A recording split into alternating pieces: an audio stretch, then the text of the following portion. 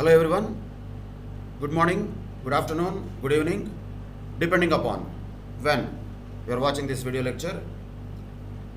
Today let us discuss about Accounting Standard 18, that is related to related party disclosures.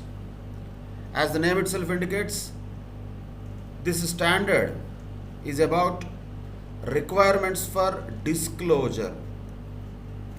In other words, this has nothing to do with recognition or measurement or even presentation. It is about the disclosure requirements of what?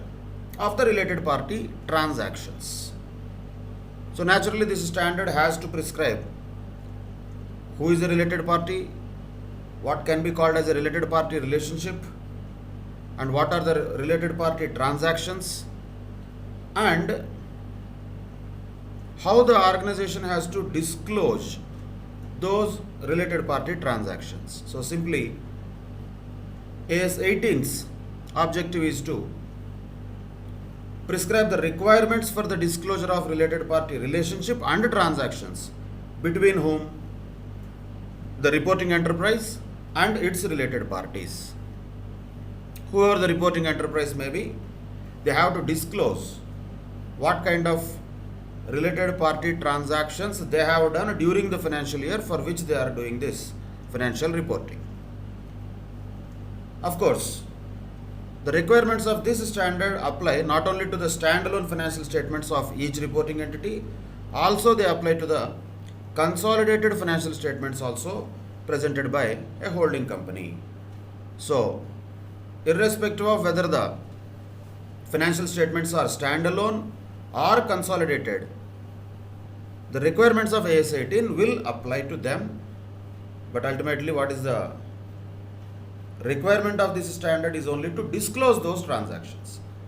We have to keep one thing in mind: nobody is telling that you cannot have transactions with related parties. Related party transactions happen. No law or no standard is going to prohibit that transaction.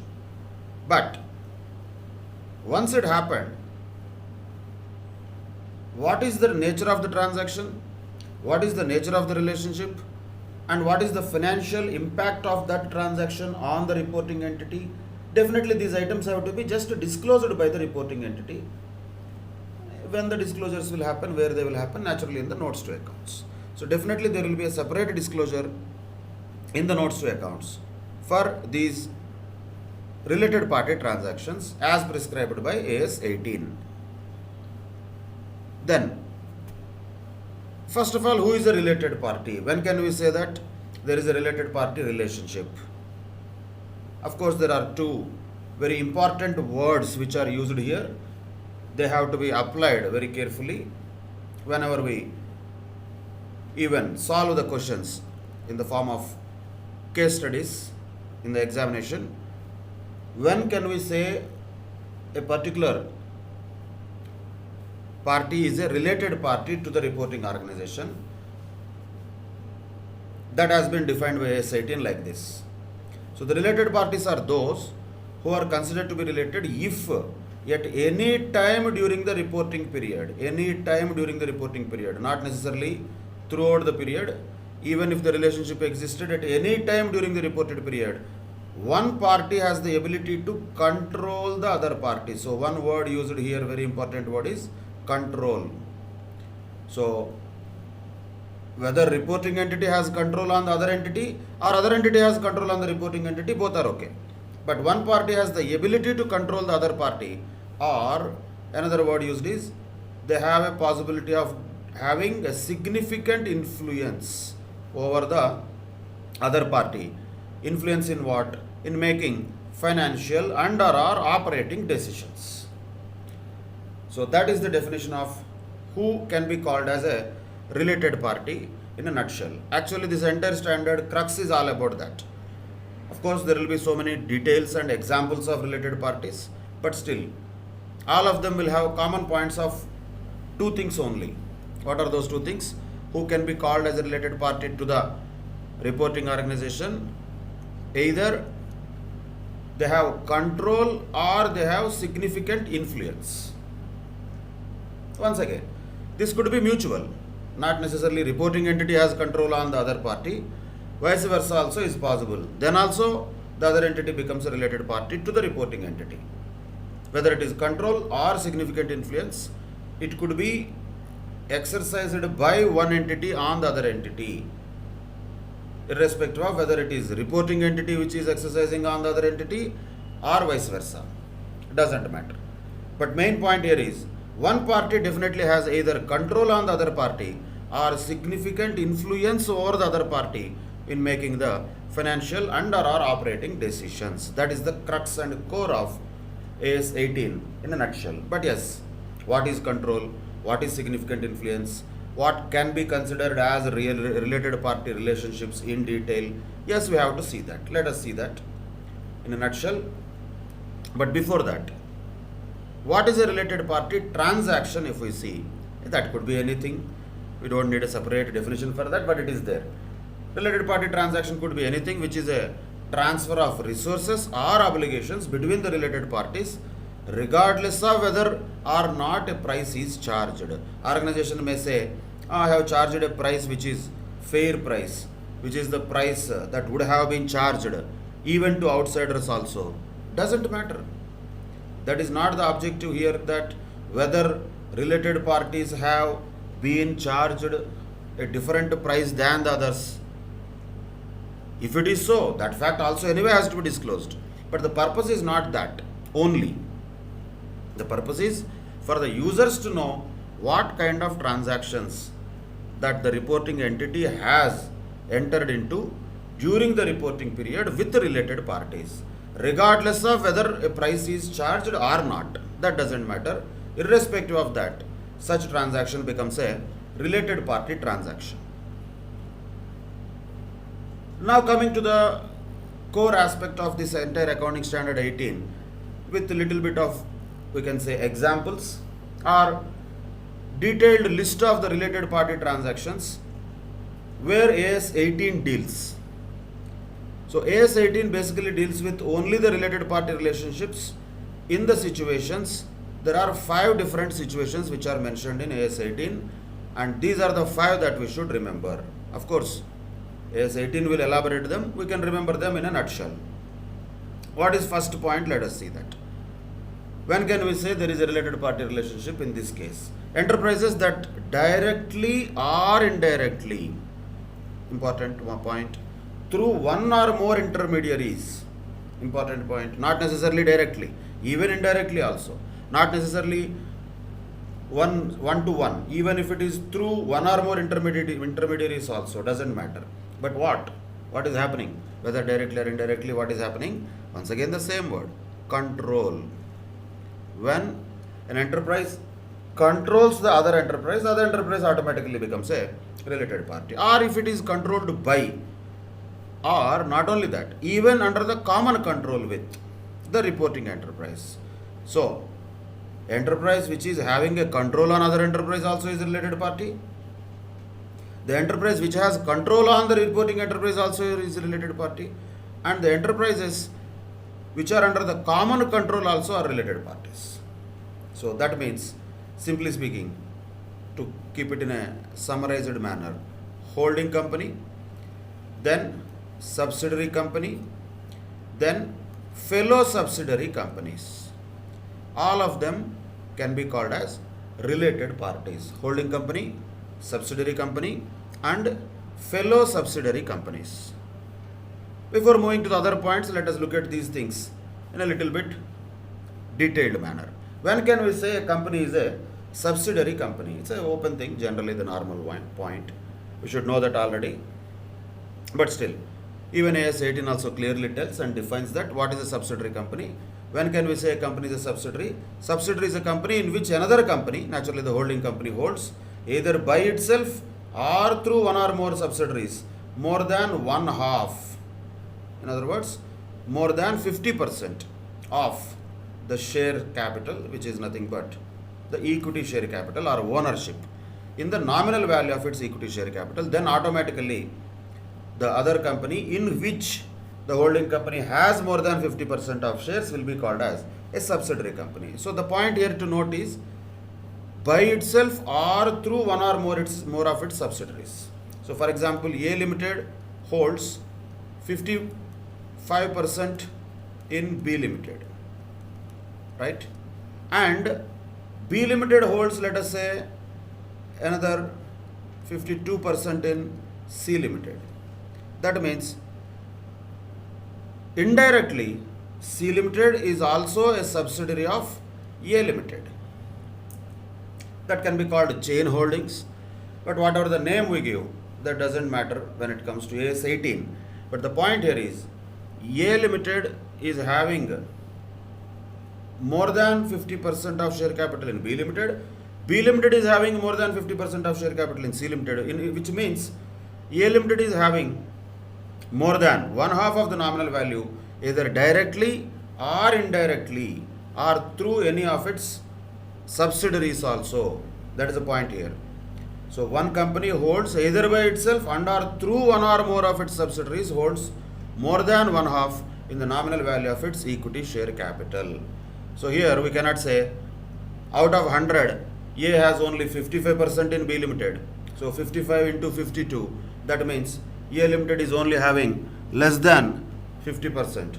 So 55% into 52%, it comes to around only 29% of C Limited's control is there with A Limited. Like that we cannot calculate. No, that is not the meaning of this point.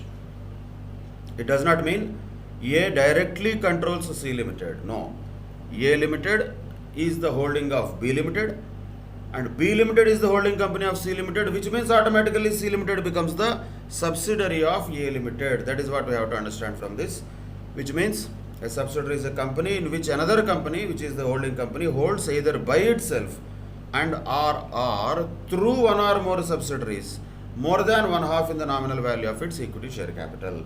So these are all related parties. So for A Limited, B Limited and C Limited are related parties. For B Limited, A Limited and C Limited are related parties. For C Limited also, A Limited and B Limited will be related parties. So for all the three, other two are always related parties. That is how subsidiary holding company relationship has to be understood from the AS 18 point of view. Okay. If not, this 50% is there. Of course, as far as our problems are concerned, we can only check that according to the data given. But otherwise, even if there is no 50%, if the company, holding company, controls either by itself or through one or more subsidiaries the composition of its board of directors. So in other words, if one company has a power to have a control on the composition of the board of directors of other company, that can also be called as a holding company. But once again, that will be difficult to be practically proven whether they have control on the composition of board of directors or not. But that is also one of the points, definitely theoretically speaking. One point is a holding company should have more than 50% of equity share capital of the subsidiary company, either by itself or through any other subsidiary company also. Then other aspect is holding company might have a control on the composition of its board of directors. Then we can call that the relationship between these companies as holding company and subsidiary company, which we should be already knowing. If not, know it now. Then the word used in that point is also another thing is like fellow subsidiary company. In other words, when can we call somebody as a fellow subsidiary company? Naturally, a company will be considered to be a fellow subsidiary of another company if both are the subsidiaries of same holding company. If both are subsidiaries of same holding company, they can be called as fellow subsidiaries. Let us say A Limited is the holding company, B Limited and C Limited are subsidiaries of A Limited. Then B and C, what they will become? They become fellow subsidiaries. They are also related parties. B and C may not have any direct relationship, but still B and C are still considered to be related parties because they are fellow subsidiaries. So this list of relationships which are covered by AS 18 has first point of either a holding company or a subsidiary company as defined already, or a fellow subsidiary. All of them are considered to be related parties. That is a point number one. Then point number two. This is a straightforward thing. associates and joint ventures of the reporting enterprise and the investing party or venturer in respect of which the reporting enterprise is an associate or joint venture. It doesn't matter. We have another associate in which we have invested, or we have a joint venture with other joint venturer. Then we become related party to them, they also become related party to us. Mutually always is the same kind of point we have to keep in mind. So main words here is important to be remembered. One is associate and the second one is joint venture. Joint venture is defined, but it does not actually require to be separately discussed. Joint venture is joint venture when two companies are joining together for the purpose of conducting any kind of business, that can be called as a joint venture. That is a self-explanatory word. It does not require a special definition. But associate definitely is something which requires to be defined separately. What is an associate? Associate is an enterprise in which an investing reporting party, means we have investment in that associate enterprise, and we means the reporting party has significant influence. So that is the word used once again. Significant influence, and which is neither a subsidiary nor a joint venture. So we don't have a relationship of holding subsidiary, nor is that other party joint venture to us. If it is not a subsidiary, not a joint venture, but still we have significant influence on that, that can be called as associate. So one way we can say it is a residuary kind of definition, so which is remaining after identifying the relationship with the other companies, if they are our holding companies or subsidiary companies or fellow subsidiary companies, or if they are joint ventures, anyway those are all related parties. In addition to them, if there is any other kind of company in which we can exercise a significant influence or they can exercise significant influence on us, either way, that can be called as associate. So that is the second category. So first category is holding company, subsidiary company, fellow subsidiary company. Second category is associates and joint ventures. Third category is about individuals. C and D are related to people. A and B are related to the other organizations, maybe companies. So let us talk about C point, that is the third situation, which is related to individuals. So what individuals are considered to be related parties? Those individuals who are owning directly or indirectly an interest in the voting power of the reporting enterprise that gives them control or significant influence. These words are not going to change. Always, ultimately, the things are going to be only these two. Either the party is having a control or they have significant influence. Of course, we have to look at what is control, what is significant influence, but definitely we need to first of all remember these words. Holding company, subsidiary company, fellow subsidiary, associate, joint venture, automatically they are all related parties. That is clear. But individuals who have control or significant influence over the enterprise, and not only those individuals, even relatives of those individuals are also considered to be related parties. So that is the third category of definition.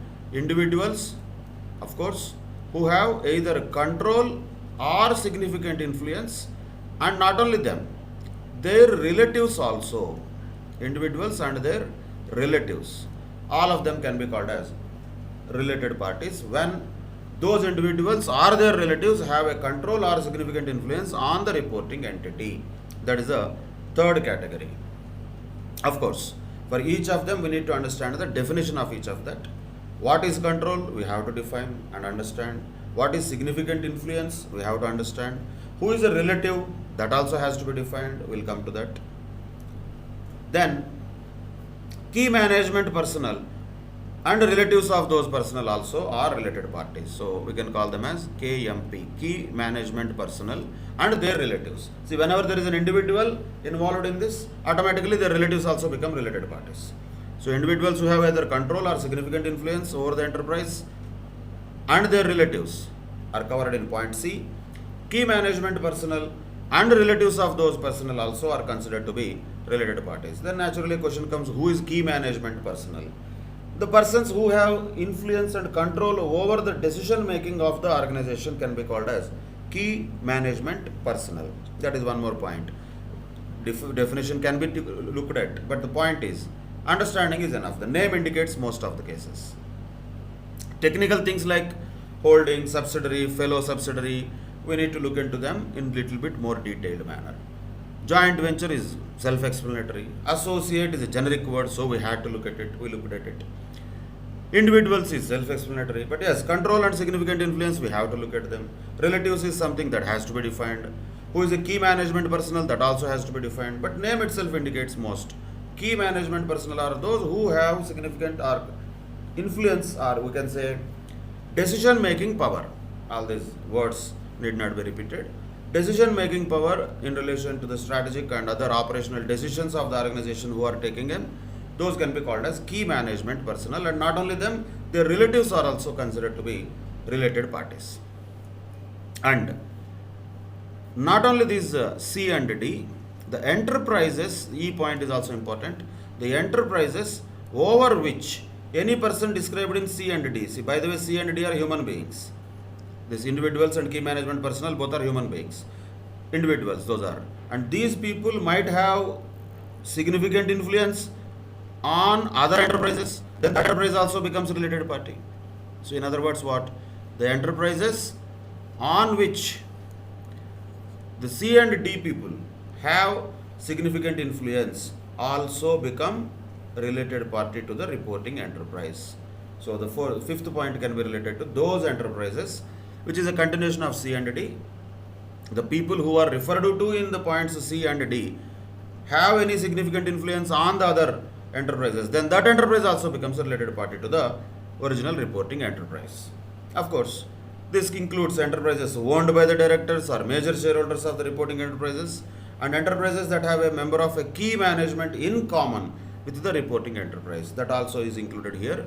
But of course, once again, just by having two directors in common may not have related party relationship established. That should be definitely checked further whether there is a influence by those directors on the decisions of those enterprises or not.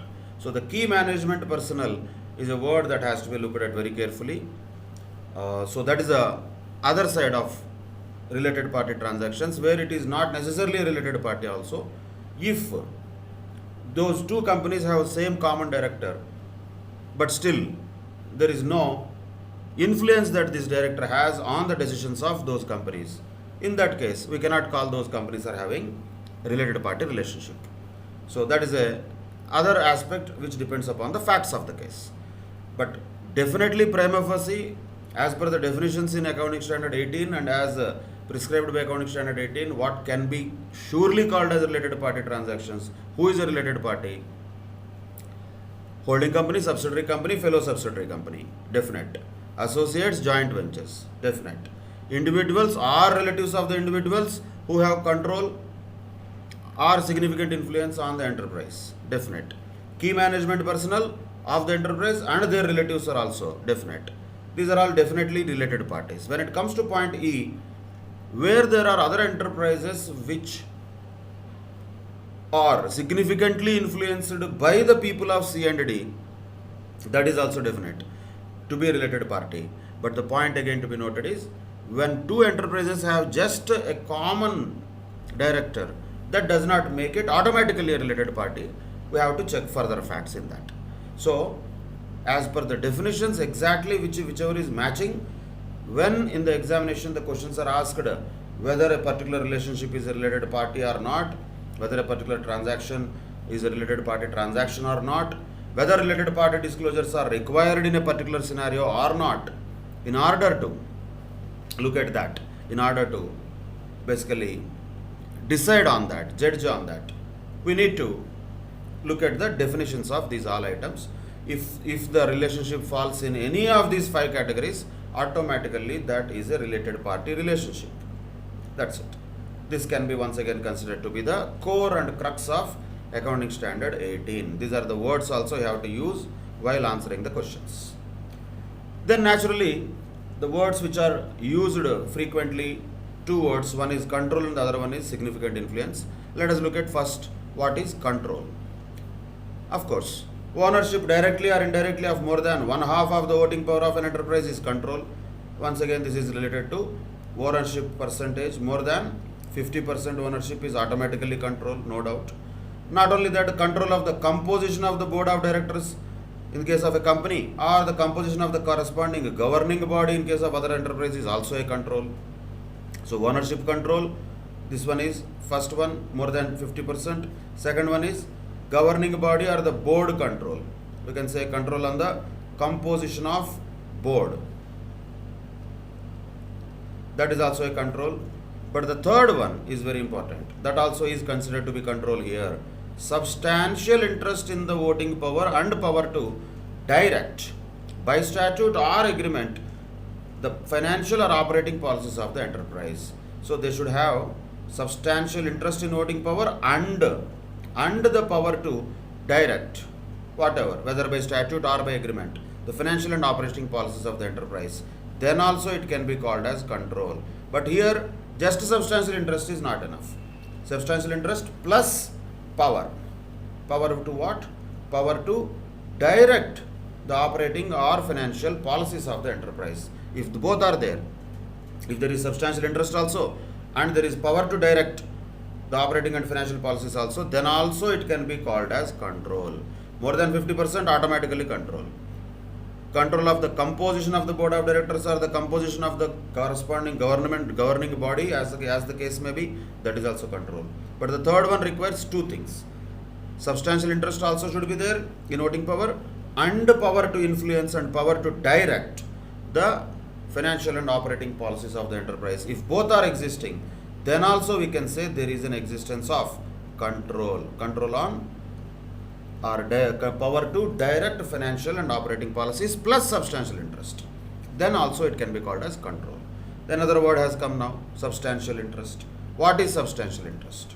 So an enterprise or an individual is considered to have a substantial interest in another enterprise if that enterprise or individual owns directly or indirectly 20% or more interest in the voting power, and all that individual owns directly or indirectly 20% or more interest in the voting power of enterprise. So whenever we see the substantial interest word, we just need to remember that more than 20%, more than or equal to 20% voting power if anybody has in another enterprise, then we can say that person has substantial interest. But just substantial interest will not be called control.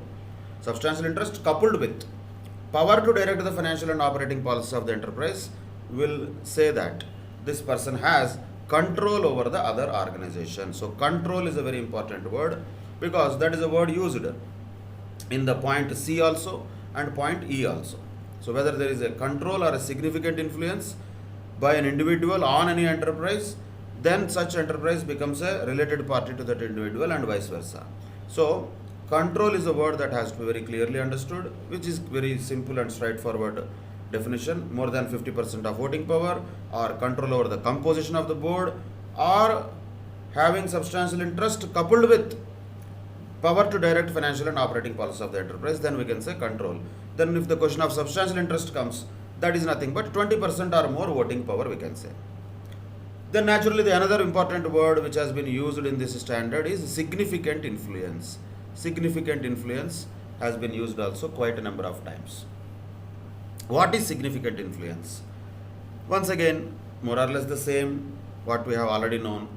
One, significant influence is participation in the financial and operating policy decisions of an enterprise, but not control of those policies. It's not control, but there is a participation in the financial and operating policy decisions of the enterprise. If it is control already, then anyway already it is covered under control. But if it is not a control but still there is a participation in the financial and operating policy decision making process, then we can say there is a significant influence. Of course, this can be gained by share ownership, statute or by agreement, whatever the case may be. In case of ownership, when can we say that there is a significant influence? When we look at the share ownership, if an investing party holds directly or indirectly through intermediaries 20% or more of the voting power of the enterprise, it is presumed that the investing party does have significant influence. Automatically, by having 20%, he has substantial interest, but does it mean control? No. In order to prove that he has control, he should have significant influence in the sense substantial interest, plus also having power to direct the financing and operating policies of the enterprise. So substantial interest plus power to direct gives control, but only substantial interest gives significant influence, simply speaking. So we can say significant influence and substantial interest, as far as percentage shareholding is concerned, both are same. When can we say one enterprise is having significant influence? Automatically, when that entity is holding either directly or indirectly 20% or more of the voting power in the other entity, automatically it becomes an entity which has significant influence on the other entity, unless it can be clearly demonstrated it is not the case. That means though there is 20%, there is no influence. If they can prove it, then only we can say there is no significant influence. Otherwise, automatically it is assumed to be, deemed to be having a significant influence, as long as an investing party is holding 20% or more of the voting power in the other entity. So that is significant influence. So automatically, wherever the word significant influence is used, that automatically becomes a reporting entity or a related party to the reporting entity. So that is the point to be noted. And you can understand and observe the word significant influence used in many cases. One, it was used in associate. Associate may have a significant influence in this entity. So significant influence is there, but it may not be a subsidiary also, it may not be a holding also, it may not be a joint venture also, but still it could be an associate, still it could be a related party. Individuals having significant influence, relatives of the individuals having significant influence also become related parties. And the enterprises over which the individuals or key management personnel or their relatives have significant influence also will be related parties. In other words, the significant influence word is used in a very diverse manner in different situations, but in each case we have to look at whether an entity is having at least more than 20% of the voting power in the other entity or not. Then, one more point to be noted here: a substantial or a majority ownership by another investing party does not necessarily preclude an investing entity from having significant influence. So that does not automatically make it not having a significant influence. Just for understanding, let us say A Limited has 70% of shareholding in B Limited, right? And C Limited has, say, remaining 30% of shareholding in B Limited, only for understanding purposes. Of course, B Limited is the subsidiary of A Limited, no doubt. But can we say C Limited also has a significant influence on B Limited? Yes, we can say. We cannot say just because already A Limited has majority ownership or substantial ownership in this B Limited does not mean, that does not preclude, that does not exclude the C Limited's significant influence automatically. If it is not the case, then it's a different story. So significant influence is something not just by the number. Also, we have to look at the facts of the case, whether the participation is there by this entity in the operating and financial policy decision making process. And more than 20% of shareholding if they have, we can say there is a significant influence by C Limited in B Limited, even though A Limited already has a majority shareholding in B Limited.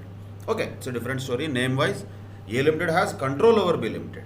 C Limited does not have control over B Limited, but it has significant influence over B Limited. So what can C Limited become to B Limited? It cannot become a holding company. It is not joint venture. Then naturally it becomes an associate. That is where the word associate will be very much useful. So C Limited is an associate of B Limited.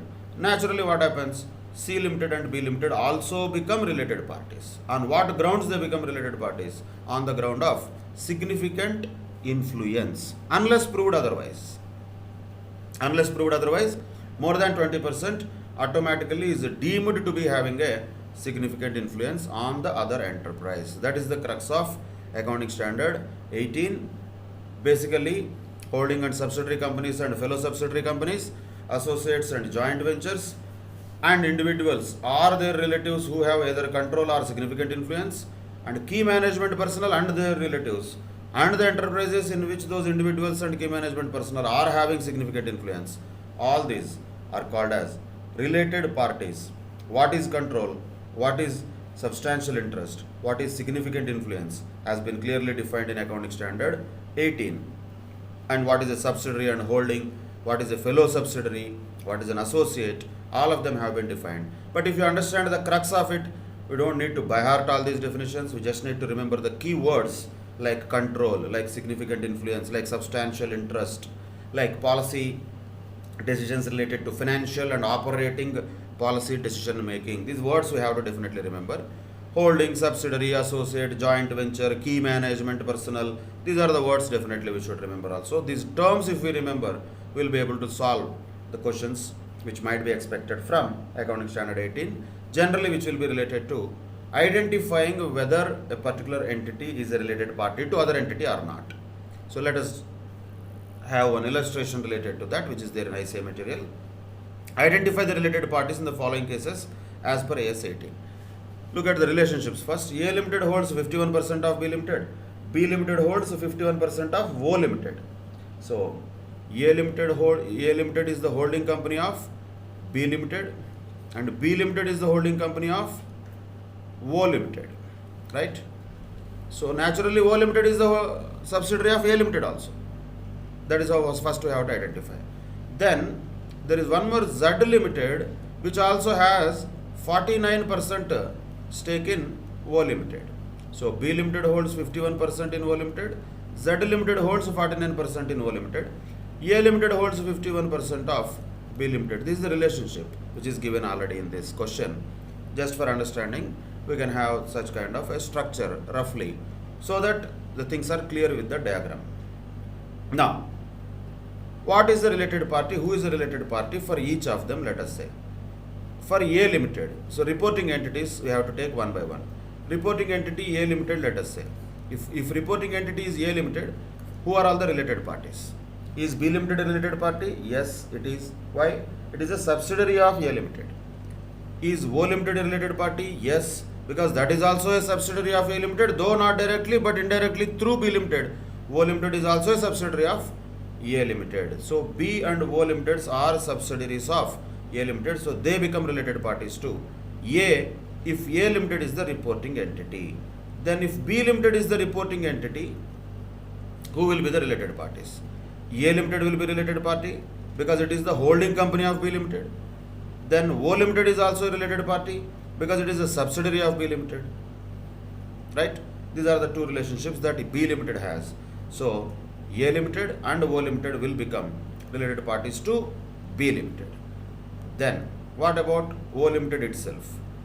For them, definitely immediately B Limited is a related party because it is a holding company of O Limited, and even A Limited is a related party because that is also a holding company, though not directly but indirectly. A Limited, B Limited, both are holding companies of O Limited, so they become related parties. Not only that, for O Limited, Z Limited also becomes a related party. Why is that? Z Limited is not a holding company, not a joint venture, but what can we call it? That is an associate. It has a significant influence over O Limited.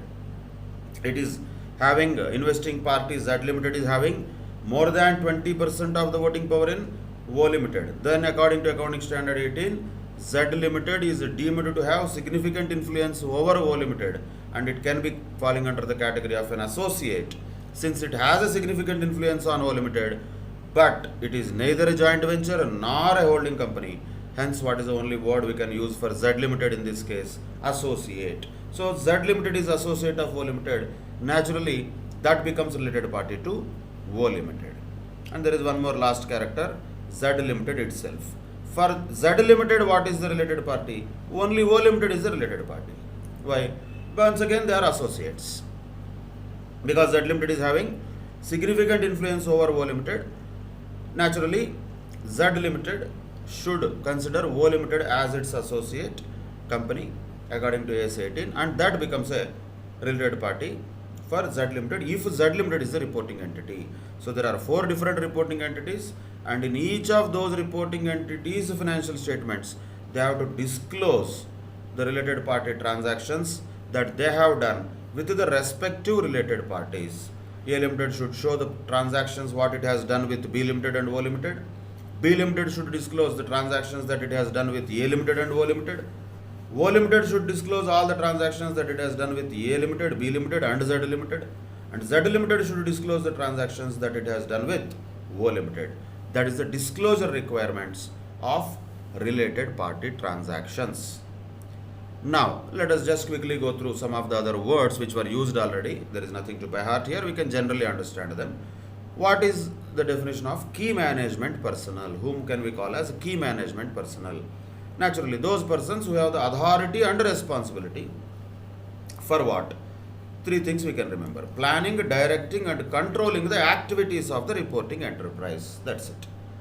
So, general definition is that. In general, who can be called like that? Directors. Board of directors, are they key management personnel? Definitely yes. So, naturally, when there is a remuneration paid to the board of directors, can we say that it is a related party transaction? Yes. Should that be disclosed? Yes, it should be disclosed. According to AS 18, board of directors are key management personnel for sure, because they have the authority and responsibility for planning, directing, and controlling the activities of reporting enterprise. Then, another word for individuals particularly used is relative. Who is relative? Naturally, in relation to an individual, relative means spouse, son, daughter, brother, sister, father, mother. That's all. Spouse, son, daughter, brother, sister, father, mother, who may be expected to influence or be influenced by that individual in his or her dealings with the reporting enterprise. We don't have to exactly prove that whether they are expected to influence. How can anybody expect anybody to influence? So once we say expectation, thought, intention, those things are not possible to be proven in the real world. So automatically, relative means anybody who is falling in this definition of spouse, son, daughter, brother, sister, father, mother. That's it. That is relative. And key management personnel are those who have the authority as well as responsibility for planning, directing, and controlling the activities of the reporting enterprise. Now, after knowing what are all the related party disclosures required, what are the things which are not deemed to be related parties also? Let us have a quick look at them. First one, two companies need not be a related parties just because they have a director in common. That's what I was telling earlier also. Just because they have one director in common, we cannot say they are related parties, unless the director is able to affect the policies of both the companies in their mutual dealings. If the director is able to affect the policies, then yes, then only we can say their companies are related parties. Just because there are common directors, they cannot be called as related parties. Same way, just because two organizations have a single customer or a single supplier or a franchisor or a distributor or a general agent, even though with that person the enterprise transacts a significant volume of business, we cannot call that a related party. Our biggest customer is not our related party. Not necessarily that is having any kind of influence on our decisions. But yes, there may be a lot of significant volume of business that does not make customers, suppliers, franchisors, distributors, or agents as related parties. That is one thing which is excluded from AS 18. We can say definition of related parties, because these are all not deemed to be related parties. Same way, providers of finance, bankers, let us say, trade unions, government agencies, and public utilities in the course of their normal dealings with the enterprise cannot be called as related parties. So these are the three situations where we can say related party relationship is not existing, which does not mean anything. That means we don't need to disclose separately anything about them. What are those? Two companies, just because they have any common directors, unless the director is able to affect the policies of both the companies when they are dealing with each other. Customers, suppliers, franchises, distributors, or agents cannot be related parties even though they have a significant volume of business with us. Providers of finance, trade unions, government agencies, and other public utilities also are not related parties in our normal dealings with them. So these are the kinds of relations which are deemed to be not related parties in the context of AS 18. That also has to be remembered, because any of these things, if we encounter in the question, we should identify that there is no related party relationship in these circumstances. That's it. That is about what is a related party, who can be called as a related party and who cannot be called as a related party, what are the conditions to be satisfied in order to call a particular relationship as a related party, which is the core thing of accounting standard 18. Okay, we have related parties, so what? What should we do? Should we stop our transactions with them? No, nothing like that. There might be transactions between related parties, nobody can stop them, nobody needs to stop them. AS 18 is not prescribing anything like that. It is only telling that if there are any transactions between related parties, then they have to just disclose the following. So these are the disclosure requirements. This can be a very important theoretical question because this standard itself is related party disclosures. That has two things. One is related party, two is disclosures. So question number one is who is a related party? We discussed that. Naturally, the question number two will be what are the disclosures to be made in the financial statements if there are any transactions with related parties? What are the disclosures? Common sense, you can remember them. Naturally, the name of the transacting related party, who is the related party. Second thing is a description of the relationship between the parties, how is a related party, what is the nature of the transaction. So the name and the relationship and the nature of transaction and the volume of transaction as an amount or an appropriate proportion. So we can say volume of transactions, amount has to be definitely mentioned, means financial impact has to be mentioned, and any other elements, if at all they are required in the related party transactions which are necessary for an understanding of financial statements. That's an open-ended one.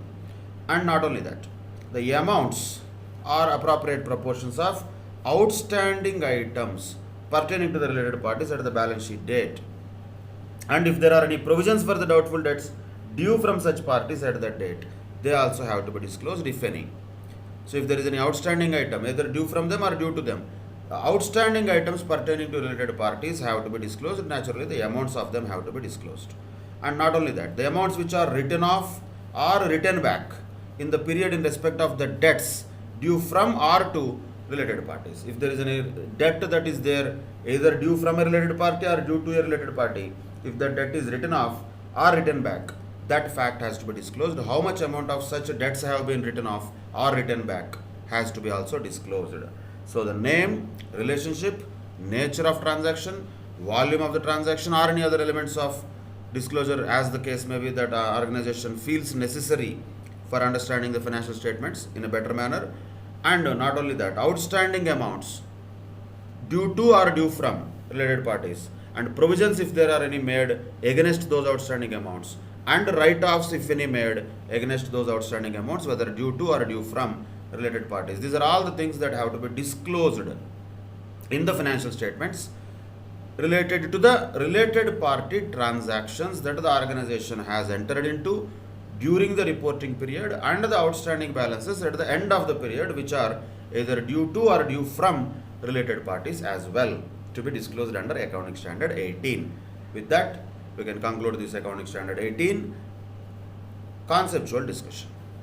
Now let us apply these things in a different scenarios. Some of them are given in the ICA material and some of them are taken from other past examination questions. Read the questions carefully. Narmada Limited sold goods for 90 lakhs rupees to Ganga Limited during the financial year ended whatever. The managing director of Narmada Limited. So managing director of Narmada Limited is who? For Narmada Limited, he is a key management personnel for sure. He is a managing director himself. So managing director of Narmada Limited is an individual, but he is a key management personnel of Narmada Limited. But he owns 100% of Ganga Limited. So whether this key management person is having significant influence, not only significant influence, in this case actually is having control, 100% control on another enterprise which is Ganga Limited. And this Narmada Limited has sold goods worth whatever they are to that Ganga Limited. Now the sales were made to Ganga Limited at normal selling prices followed by Narmada Limited. That means there is no special discount or anything given to the Ganga Limited. Normal prices only are charged. What the chief accountant of Narmada Limited says is that these sales need not require a different treatment from the other sales made by the company, and hence no disclosure is necessary, is what he is saying as per the accounting standard. Is he right? No, definitely is not correct. He is wrong. Because of course you don't have to have any separate treatment in the accounting. Sales is sales, you will just record it as any other sales. No separate accounting treatment will be required, but disclosure will definitely be required according to Accounting Standard 18, because managing director of Narmada Limited is a key management personnel of Narmada Limited, and any enterprise which is controlled by the key management personnel of the reporting enterprise also becomes a related party to the reporting entity. In this case, because of that, Ganga Limited becomes a related party to Narmada Limited. Hence, a separate disclosure is required in the books of Narmada Limited. Once again, it's only a disclosure. Nothing wrong in that. Nothing special requirement of any separate treatment for that. It is a disclosure that is required in the notes to accounts. Okay, boss, we have made sales of 90 lakhs to Ganga Limited, in which our managing director holds 100% share capital. That's all. That disclosure is enough in the notes to accounts. That's what accounting standard 18 is all about. Once again, this standard is a disclosure related standard. It has nothing to do with any calculations or measurement or recognition criteria. That is not the purpose of this standard. This is a disclosure related standard. But this accountant says there is no disclosure required, which is wrong. Disclosure is necessary as per AS 18. That's what the conclusion you should write. But there are other things also to be noted. Sometimes there is a possibility of having state controlled enterprises when they have a related party relationship with other state controlled enterprises. Should they disclose also?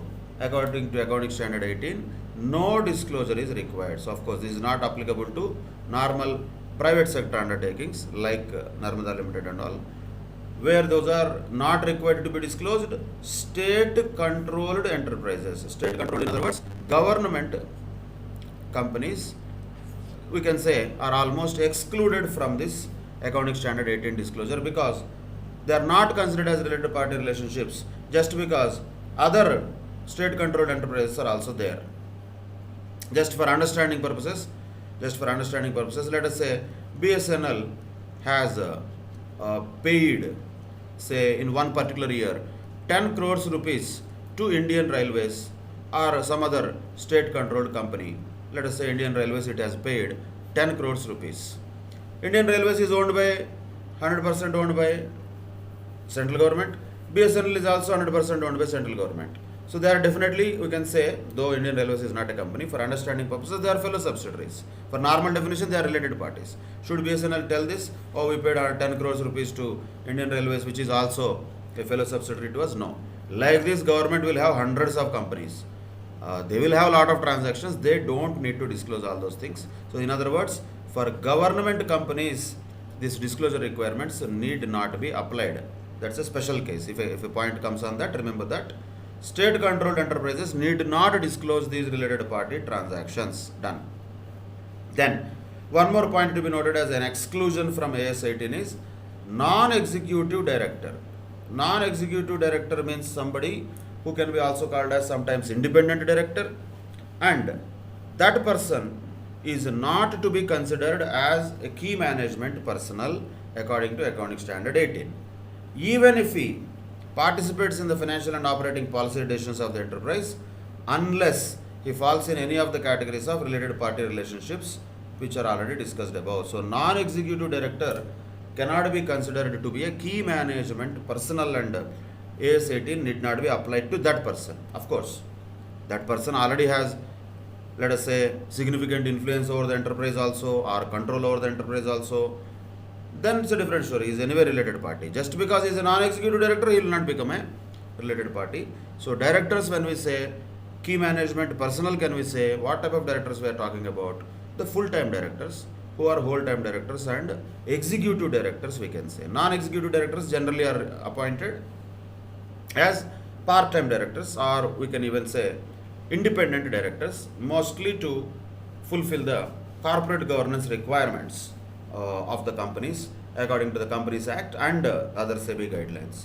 So they will participate in board meetings, they do, but that does not mean they have a lot of influence or control, or even some kind of direction that they can give to the enterprise according to accounting standard 18. That is why, unless they fall in the other ownership categories, etc., non-executive directors cannot be called as related parties.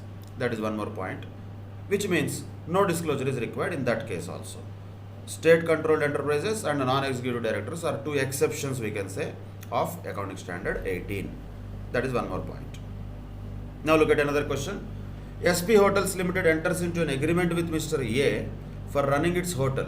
Okay, SP Limited is a hotels company that has entered into an agreement with Mr. A for running its hotel for a fixed return payable to the latter not LATER, LATTER. Latter every year. Latter means Mr. A. So SP Limited or SP Hotels Limited will pay Mr. A some fixed amount of money for running its hotel, and the contract involves the day-to-day management of the hotel, while all the financial and operating policy decisions are taken by board of directors of the company. So A is who? A is actually the operations manager of the hotel. He is just a hotel manager, you can say. Outlet manager, sometimes called hotel manager, general manager of the hotel, whatever the name it is. He is a manager basically, right? He is running. But what is running? He is only running day-to-day management of the hotel. But all the other financial and operating policy decisions are taken by board of directors of the company. Mr. A does not own any voting power in SP Hotels Limited. Would he be considered as a related party of SP Hotels Limited? Answer is no. He will not be considered as related party because he is not a key management personnel at all. First point, he does not own any voting power in SP Hotels Limited. Second point, because of that, he cannot be called as having any significant influence or substantial interest in SP Hotels Limited. Control to dur ki baat. There is no control, no significant influence, no substantial interest. All those things are not there. Okay, other thing is possibility what? Is key management personnel. Can he be called as a key management personnel just because he is running the day-to-day management of the hotel? Answer is no. He is not involved in the policy decisions. Financial and operating policy decisions are not taken by him. Those are taken by board of directors of the company as given in the case. Which means he does not have any role in planning, directing and controlling the financial and operating policies of the organization. Then only he can be called as a key management personnel. So key management personnel definition you have to write. Those are the persons who have the authority and responsibility for planning, directing and controlling the activities of the reporting enterprise. Does he have any authority of planning? No. Does he have authority of directing? No. Control maybe to some extent by running the day-to-day management affairs, which are operational level things, not related to policy level decision making, which are still taken by board of directors of the company. And he is not a board member also. He is only just running the hotel for a fixed return that is payable every year. So he is after all almost as an employee of the company. He is not a key management personnel. Of course, key management personnel could be employees also. CEO can be a key management personnel, though he may not be a board of director. But still, the point is, in this case, he is not even a member of the board and he is not having any kind of control or participation also in financial and operating policy decision making process. That's what is the message we have to take from the facts of the case. From them, A cannot be called as key management personnel, hence he is not a related party of SP Hotels Limited. That is the answer we should write. Conclusion, of course, has to be written very clearly. Always the structure of the answer should be similar. What are the facts of the case? First level answer. Second layer, what is the provision in the accounting standard 18 which applies to this particular scenario? Then third, apply those definitions to this particular scenario and then conclude. Conclusion, of course, is no, he is not a related party. Only conclusion will not give marks. We need to prove that by writing relevant provisions of AS 18. That is the reason why we have to remember those keywords which have to be definitely reproduced while answering such case-based questions. Now, another question, let us go through that. Arohi Limited sold 90 lakhs rupees worth of goods to Anya Limited during the financial year ended 31st March 2019. And managing director of Arohi Limited owns 100% of Anya Limited. The sales were made to Anya Limited at normal selling prices. I think it's the same thing. Chief accountant says it does not have to disclose anything because it is a normal transaction, he says. Same question, just names different. Same like this. Narmada Ganga, names changed to Arohi Anya. That's all. Amounts also did not change. Doesn't matter. Anyway, in this case, amounts do not matter. Whatever the amounts may be, the related party relationship exists, the transaction definitely has to be disclosed. In this case, there is a related party relationship because the managing director of Arohi Limited will be definitely called as a key management personnel of Arohi Limited. And since the key management personnel of Arohi Limited is owning and controlling Anya Limited, definitely Anya Limited will be a related party to Arohi Limited. Because of that, a separate disclosure of this sales is necessary and chief accountant is not correct in his contention. That's what we have to clearly write and conclude about this type of questions. Then look at another question which has two sub questions. First question is again similar to ABC what we have done earlier. Maya Limited holds 61% shares of Sheetal Limited. Sheetal Limited holds 51% shares of Fair Limited. Care Limited holds 49% of shares of Fair Limited. Give your answer reporting entity wise. Maya Limited, Sheetal Limited, Care Limited and Fair Limited. So 4 reporting entities are there. A simple point. Of course, you have to elaborate this. This is only the conclusion. First thing first, Maya Limited, if it is the reporting entity, who are all related parties? For Maya Limited, Sheetal Limited is a related party, yes.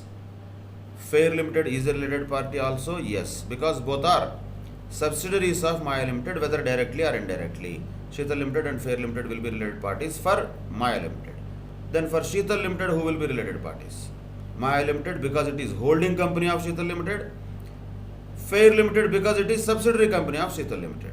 Both are related parties to Sheetal Limited. Care Limited, or let us say, Care Limited. For that, Fair Limited is related party because it is an associate. Because Care Limited is holding 49% shares of Fair Limited. So, that is a related party to Care Limited for sure. But Fair Limited has too many related parties. Sheetal Limited also is a related party to that because it is a holding company. Maya Limited also is a related party to that, though it is not a direct holding company, but still it is a holding company. And then Care Limited also is a related party because it is an associate of Fair Limited. So these are the related parties entity wise. Of course, you have to write with reasons. You cannot just like write this with a summary. This is the summary of it, but you have to write why. What is the logic why these are related parties? For each of the cases, you have to write. This is because of holding subsidiary relationship. This is also because of holding subsidiary relationship. This is because of associate type of relationship. There is no holding subsidiary relationship there. But in this case, this is because of holding subsidiary relationship. But F and C are related because of associate relationship. That relationship we have to write clearly and then conclude why they are related parties and who are the related parties for each of the reporting entity. That's an examination question recently asked. Then another sub question is also there. Subhash Kumar is the managing director of A Limited and also holds 72% capital of B Limited. So if that is the case, whether A Limited, B Limited are related parties or not is the question indirectly. Yes, of course it is a related party. Again the same thing, Narmada Ganga type scenario, wherein managing director Subhash Kumar is the managing director of A Limited, which means he is the key management personnel of A Limited. When he is a key management personnel of A Limited and he is holding 72% of B Limited, means he controls B Limited, then B Limited automatically becomes related party to A Limited. That's all. With this, we can conclude the discussion on accounting standard 18 that is related to related party disclosures. Need to remember the essence very carefully and most importantly the words which are used have to be remembered. Control, significant influence, same way, substantial interest, associate, joint venture, holding company, subsidiary company, fellow subsidiary company, relative, key management personnel.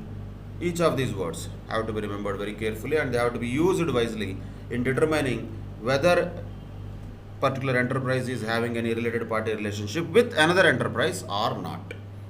That's it. With that, we can conclude AS 18 and we'll discuss another accounting standard in another class. Till then, take care. Bye bye. Thank you very much.